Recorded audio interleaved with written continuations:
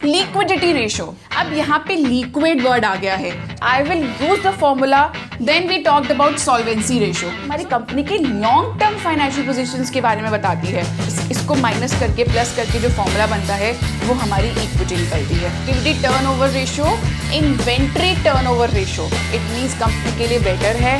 यहाँ पे operating profit आएगा मेरा। याद रखना नॉन ऑपरेटिंग एक्सपेंसेस जो भी हैं वो इसमें से माइनस होंगे। यहाँ पे capital employed is and long term provisions और लॉन्ग टर्म लोन्स भी आएंगे क्योंकि ये टोटल कैपिटल एम्प्लॉयड है। Hi everyone, start with our new chapter that is accounting ratios, and in this video I am going to revise the whole chapter. So stay tuned as I am going to give you some tricks to remember all the formulas. Ratio, that is liquidity ratio. Now liquidity ratio सबसे पहली चीज क्या कहती है? It tells us about short term financial soundness of any company, कि company की क्या financial condition है शॉर्ट टर्म में, लाइक 3, 4, 5, 7 साल की, बहुत लंबे टाइम के लिए नहीं बताती है। This ratio is basically for short term financial soundness of any company. इसमें we have 2 types of ratios, number 1 current ratio and number 2 liquid ratio. So I will first discuss with you all current ratio. current का ही बता रही है। It means currently company क्या करने वाली है, क्या फाइनेंशियल पोजीशन है, उसके बारे में ये करंट रेशियो बताती है। And the formula says current assets upon current liabilities. So number 1 it tells us कि हमारी कंपनी की फाइनेंशियल साउंडनेस कितनी है शॉर्ट टर्म के लिए, और आई वुड से कि हमारे पास कितने करंट एसेट्स अवेलेबल है हमारी ऑब्लिगेशंस मीट करने के लिए, लाइक हमारी लाइबिलिटीज़ मीट करने के लिए। तभी मैंने इस रेशियो में बात करी current assets and current liabilities. तो आइडियल रेशियो क्या होनी चाहिए? 2:1। इसका मतलब है कि जितनी हमारी करंट लाइबिलिटीज़ है उसके ट्वाइस करंट एसेट्स होने चाहिए, तभी हम अपनी ऑब्लिगेशंस मीट कर पाएंगे in our near future. So the ideal ratio is 2:1 and the higher ratio is better.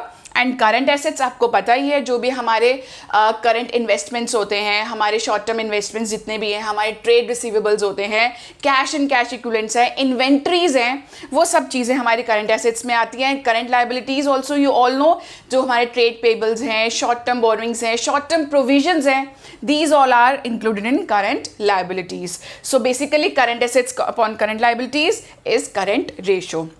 So when I talk about liquid ratio, it also means quick ratio and acid test ratio. अब यहाँ पे liquid word आ गया है, so that is why I will use the formula liquid assets upon current liabilities. Liquid assets means जो assets बहुत जल्दी ही लिक्विड में करंट कन्वर्ट हो जाएं। फॉर एग्जाम्पल हमारा कैश एंड कैश इक्विवेलेंट्स है, हमारे बैंक में कुछ पैसा पड़ा है, कुछ डिपॉजिट्स हैं बैंक में, so these are the examples of liquid assets. So if in the question the assets are given, तो हम इसमें से अपनी प्रीपेड एक्सपेंसेस और इन्वेंट्रीज माइनस करते हैं। वाई? बिकॉज इन्वेंट्रीज को कैश में कन्वर्ट करने के लिए बहुत टाइम लगता है, so that is why they are not a part of हमारे लिक्विड एसेट्स। तो इसलिए इसकी आइडियल रेशियो होती है 1:1। तो मतलब लिक्विड एसेट्स और करंट लाइबिलिटीज अगर इक्वल है 1:1 की रेशियो में, it means the company is in a better position to meet its current obligations. तो मतलब वो शॉर्ट टर्म उसकी फाइनेंशियल पोजीशन बहुत अच्छी है, अगर उसके पास जो भी शॉर्ट टर्म ऑब्लिगेशंस है, शॉर्ट टर्म लाइबिलिटीज है, it can pay easily from its liquid assets. और if I talk about current ratio, current assets के, सो लिक्विडिटी रेशियोज यही बताती है जो हमारी करंटली कंपनी की क्या पोजीशन है। So the formula says current assets upon current liabilities in case of current ratio, and in liquid ratio it's liquid assets upon current liabilities. Okay, let's move further. Then we talked about solvency ratio. So solvency ratios क्या कहती है? Solvency ratio हमारी company के long term financial positions के बारे में बताती है।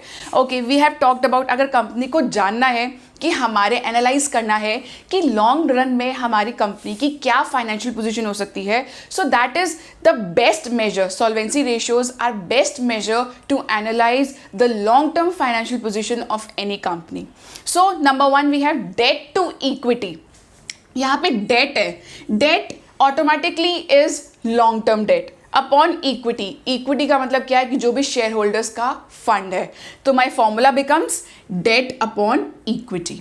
और ये भी हमारी रेशियो में निकलती है, जैसे कि हमारी लिक्विडिटी रेशियोज निकलती थी 2:1, 1:1, 3:1, 4:4, ऐसी निकलेगी हमारी। And debt upon equity is its formula. Debt मतलब जितने भी हमारे लॉन्ग टर्म डिबेंचर्स हैं, लॉन्ग टर्म लोन्स हैं, प्रोविजंस हैं, बोरोइंग्स हैं लॉन्ग टर्म, वो सारे हमारी डेट में होगी।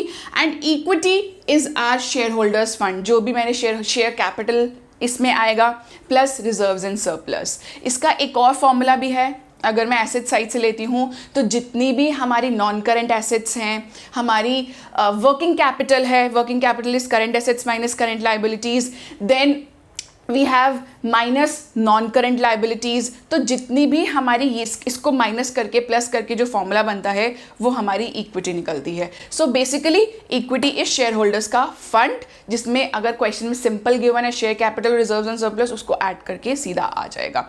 If it's not given asset side निकालने के लिए हम नॉन करेंट एसेट्स लेते हैं बहुत सारे, हम लेते हैं माइनस करते हैं प्लस करते हैं working capital, then we subtract non-current liabilities and finally we get shareholders fund। ठीक है जी। Next we have total assets to debt. अब इसमें ये भी सेम है। हाँ, मैं एक चीज़ नहीं बताया आपको, इसमें अगर ये रेशो जितनी लो है तो बेटर है।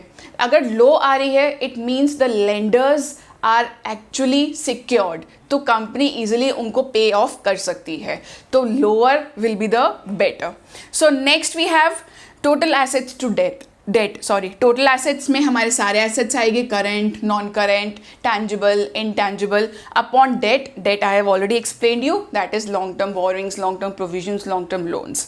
सो इसकी आइडियल रेशियो होती है 2:1 की, मतलब हमारे जो डेट है, टोटल एसेट्स है, वो ट्वाइस होने चाहिए डेट के, तभी तो हम पे ऑफ कर पाएंगे डेट को। ऑब्वियसली अगर मेरे टोटल एसेट्स बहुत डबल हैं मेरे डेट के, लेट्स से मैंने लॉन्ग टर्म लोन लिया हुआ 3 लाख का और मेरे पास एसेट पड़ा है 1 लाख का, ऑब्वियसली मैं तो कर्जे में चली जाऊंगी इन केस अगर मैं प्रॉफिट नहीं कमा पाई, तो मेरे एसेट्स भी बिकने के बाद भी मैं उनका लोन नहीं चुका पाऊंगी। So the ideal ratio should be 2:1। Y?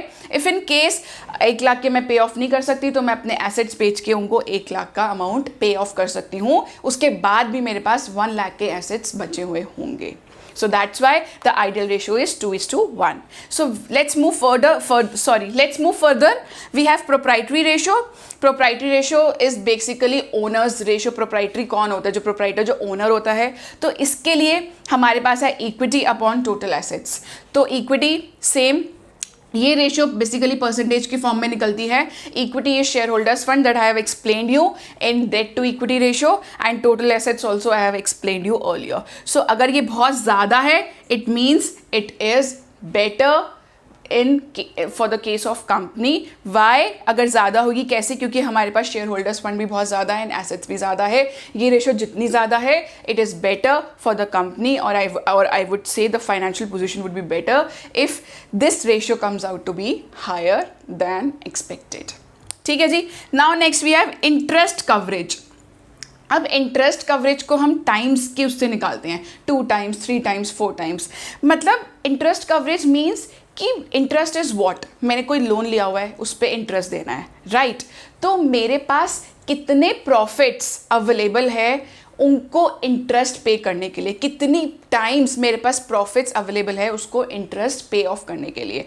तो जितने ज़्यादा होंगे, जितना ज़्यादा टाइम्स आ रहा होगा, it means the company is in a position to pay the interest on debt easily, है ना भाई?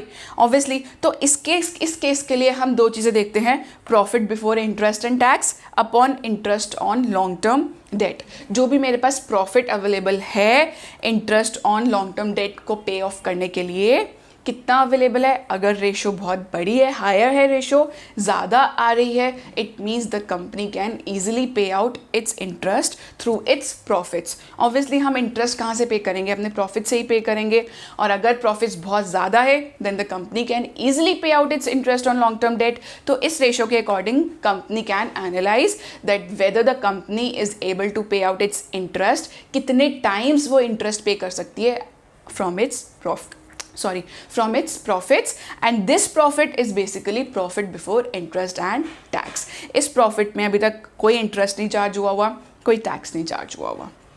सो ये तो रही हमारी solvency ratios and that was liquidity ratio. Let's move on to our next ratio. Let's start with our next ratio that is activity turnover ratio और activity ratios. तो basically number one thing, इसको हम times में निकालते हैं, तो हमें times से पता चलता है, हम एनालाइज कर पाते हैं कि हमारी कंपनी की क्या कंडीशन है। इसमें we have number one inventory turnover ratio. तो मतलब इस रेशो से कंपनी ये पता लगाती है कि हमारे पास जितनी भी इन्वेंट्री है वो कितनी एफिशिएंटली यूज़ हो रही है। फॉर एग्जांपल बस स्टॉक पड़ा हुआ है, कितनी एफिशिएंटली हम उसमें से अपना रेवेन्यू जनरेट कर पा रहे हैं। तो इस रेशो में हम बात करेंगे सबसे पहले cost of revenue from operations upon average inventory. Why? Because inventory से ही हम अपना क्या निकालते हैं, रेवेन्यू जनरेट करते हैं। तो इसके लिए सबसे इंपॉर्टेंट चीज़ है हमारे पास होना cost of revenue from operations कितना है upon average inventory. Average inventory is opening inventory plus closing inventory upon 2। तो अगर ये वाली रेशो ज़्यादा है it means our inventory has been efficiently use in the company. तो मतलब हमारी कंपनी की कंडीशन, इन्वेंट्री की कंडीशन बहुत अच्छी है और एफिशिएंटली यूज़ हो रही है और वो हमें एप्रोप्रिएट रेवेन्यू जनरेट कर रही है। ठीक है जी।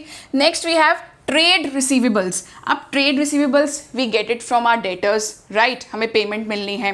तो ये रेशो ये बताती है कि कितनी पेमेंट्स हमें टाइमली मिल रही है या कितनी एफिशिएंटली कंपनी के पास उसके अपना अमाउंट जो डेटर्स से आ रहा है। तो इसमें सबसे पहले हमारे पास पता होना क्या ज़रूरी है, क्रेडिट रेवेन्यू फ्रॉम ऑपरेशंस, कितना हमने पैसा क्रेडिट पे दे रखा है, upon average trade receivable, same opening plus closing upon 2।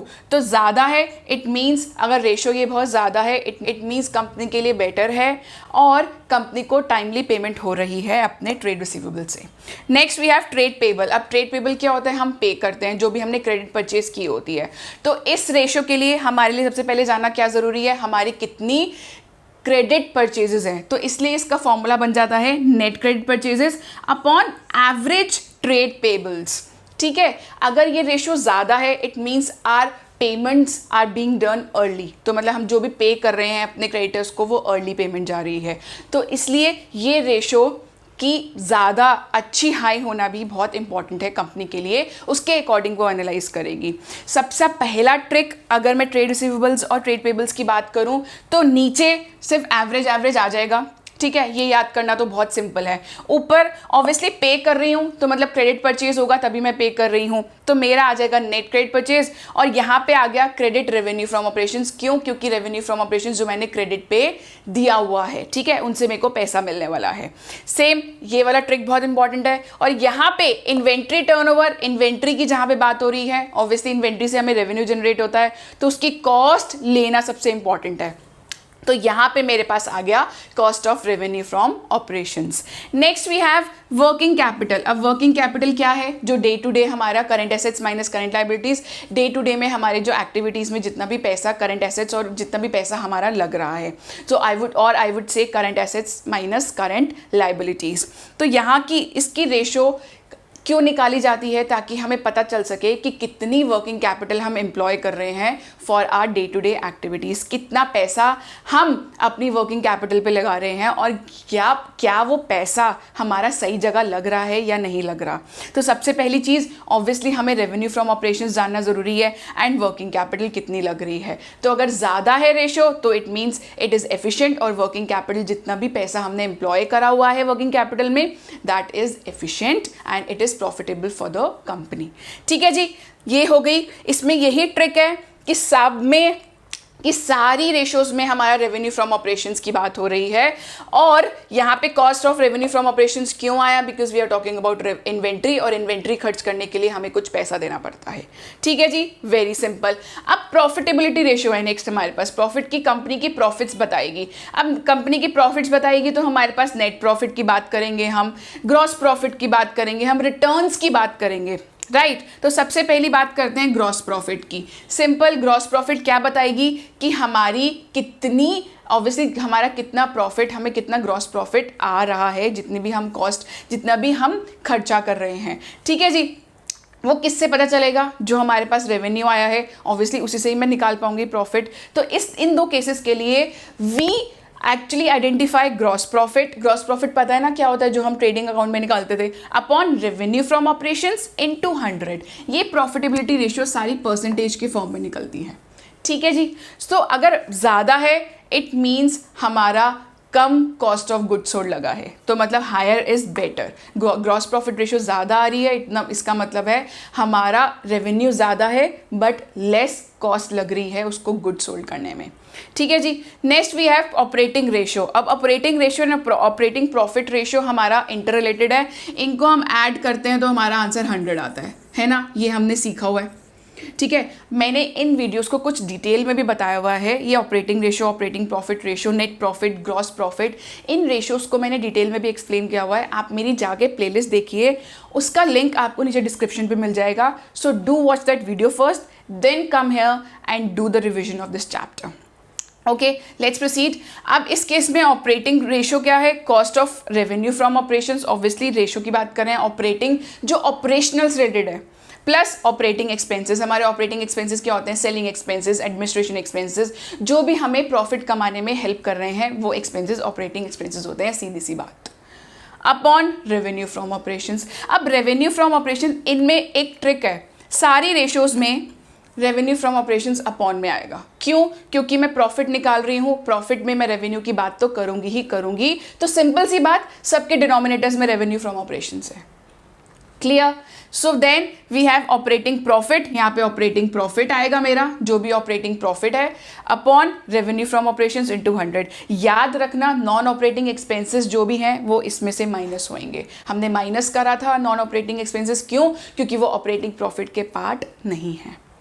ठीक है, माइनस करा हुआ था तो इस टाइम पे इसको निकालने के लिए मैंने फिर ऐड बैक किया था. वो मेरी जाके वीडियो देखिए, आपको क्लियर हो जाएगा. Next we have net profit. इसमें हमें net profit after tax upon revenue from operations चाहिए इनटू 100. सब में इनटू 100 आएगा. Don't forget, because we are calculating in percentage. Percentage निकालना है तो इनटू 100 होना ज़रूरी है. सो लास्ट हमारी एक और रेशियो है, that is return on investment. That is we say capital employed. तो उसका क्या फॉर्मूला होता है, मैं रब करके यहाँ पे लिखती हूँ.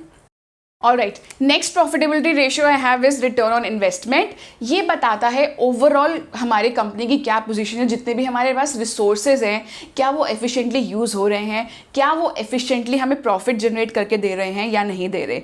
तो इसमें हम बात करते हैं net profit before interest, tax and dividend. Dividend पता है ना, हम शेयर होल्डर्स को देते हैं. तो वो वाला प्रॉफिट जो हमने अभी तक नहीं डिस्ट्रीब्यूट किया हुआ डिविडेंड में, या हमने उस पर इंटरेस्ट नहीं लगाया हुआ या टैक्स नहीं लगाया हुआ, upon capital employed into 100. Capital employed में दोनों ओनर का भी इंक्लूडेड होता है एंड डेट का भी इंक्लूडेड होता है. सिर्फ इक्विटी में शेयर होल्डर्स का होता है, तभी हम वहाँ पे नॉन करंट लाइबिलिटीज़ माइनस करते थे फॉर्मूला निकालते टाइम पे. यहाँ पे कैपिटल एम्प्लॉयड इज ओनर का fund, that is share capital भी आएगा इसमें, रिजर्व एंड सरप्लस भी आएगा, एंड लॉन्ग टर्म प्रोविजंस और लॉन्ग टर्म लोन्स भी आएंगे, क्योंकि ये टोटल कैपिटल एम्प्लॉयड है. कितनी एम्प्लॉय, कहाँ से हमने कैपिटल एम्प्लॉय करी हुई है, चाहे वो डेट का है, चाहे वो ओनर्स कैपिटल है, या फिर बाहर से बोरो की हुई है. So that's all for this video. I hope आपको सारी मेरी जो ट्रिक्स थी समझ आई हो. And guys, if you have any query regarding any topic from class 11th or 12th, do share with me in the comment section. I would love to solve that query. Thank you so much.